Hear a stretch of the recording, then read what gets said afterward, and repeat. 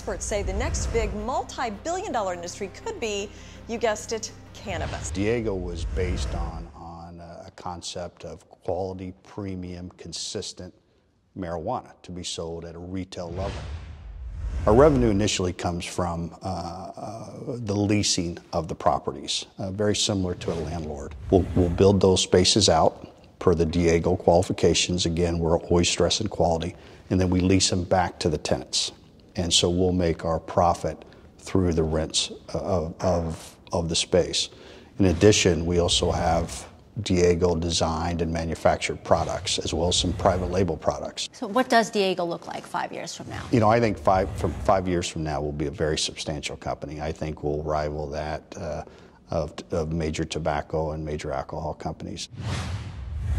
So I'm here with Doug Anderson, founder of Diego Pellicer. You guys want to be premium, the best of the best. I think that's a good place to start. I think that this sector is screaming for quality. You know, as long as that person respects themselves and will respect the product, that's our customer. You know, if it's a guy who wants to get a cheap high and get wasted, he's not our customer, or she. I think we're going to have a terrific opportunity to do that, especially because of the strategic locations that early on we acquired. For example, our store in Seattle, that location is the highest volume, legally compliant real estate location for retail in that region. 33,200 cars per day go by that location. It's a standalone building with parking, a few blocks from the football stadium, baseball stadium, Starbucks headquarters. So, you know, a couple times a week, 70,000 plus people milling about that area. It's Tailgate Central, a perfect spot for us to broadcast our brand. And I think we cast a wide net if we handle those customers with good service, efficient service, and quality products that you can trust.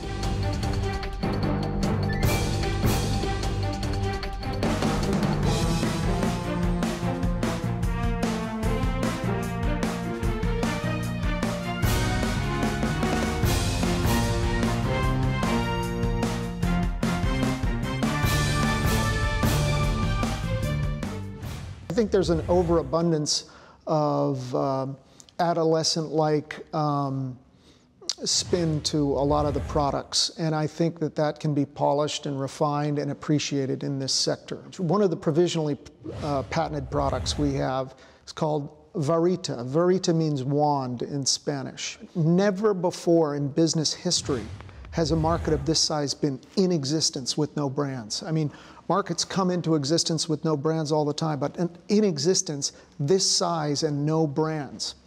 The closest analogy we can find is the end of alcohol prohibition. And those brands that came out first took off, never looked back, and they still exist today.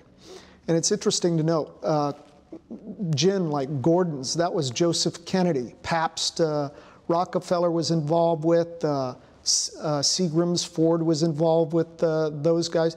Those last two guys didn't even drink. Before we wrap up, is there anything you'd like to add about Diego or the industry? I've been on the floor 35 years trading. I was early in Google. I was early in Apple. I tried to get early in Starbucks. But my partner at the time, remember this is going back 20 years ago, he said, who's going to pay, at that time, $2 for a cup of coffee? He said, walk away, it's not going to work. And I've heard that with Diego. Who's going to pay premium for Diego? Well, they will. I mean, if you had gotten involved in Starbucks, you could be a multimillionaire. If you had bought 100 shares of Starbucks when it was listed, that same value would now be worth, like, you know, I think it was $32,000. Wow. So, I mean, it's just quadrupled in value. And I see Diego doing that, easily doing that.